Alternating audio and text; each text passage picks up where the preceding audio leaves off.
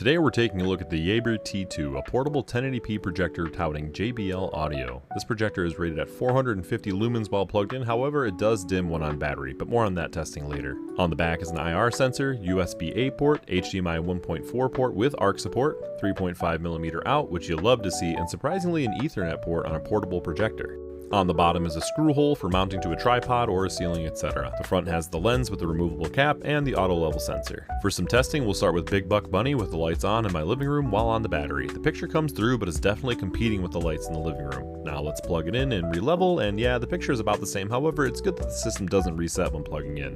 Now doing the test in the dark while plugged in, it clearly is much more visually appealing, and removing the power cable really doesn't seem to have much loss. It is bright enough to enjoy. And while it's tough to see here in the recording, while in person you can definitely see it dim for just a moment, but once it recalibrates, it's fine. Let's try a dark test video with the lights on while plugged in to give it its best chance. And yeah, the darks are definitely taking some time to develop and don't pop as much, but it still looks pretty good all things considered. Now doing the test again in the dark, the colors are much more vibrant, and it may be hard to see through the camera, but the water, oil, and honey especially look pretty darn good for a 1080p 60 FPS on nearly 100-inch screen. But hey, this is a portable projector that's meant to go outside for camping, etc., so let's pop this into my backyard on a clear night around 10:30 p.m. and see how it does.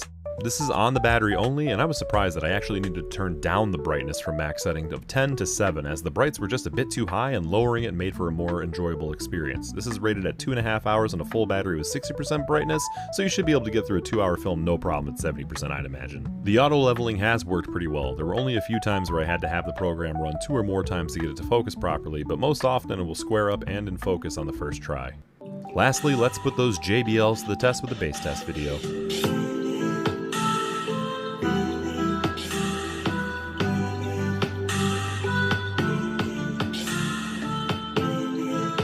Mostly okay, but there were definitely some lows that should sustain that were not happening on this, no matter what preset I use, but it's definitely better than some of the weak audio found in cheaper projectors. Let's do one more test for voices.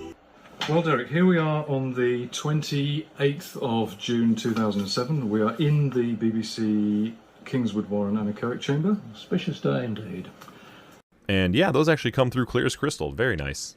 We used this for family movie night, and I was immediately impressed with it compared to some of the budget options that we've looked at. My only real complaints are that for a portable device that works best at night, the remote doesn't light up, which could really help with navigation, and the lens cap doesn't have any way to attach, and I could see folks dropping it and forgetting it. Other than that, I'm very happy with this, and at its lowest price of around $240 right now for just the projector, I'd be pretty happy with the results for that price. Let me know what you think, and cheers.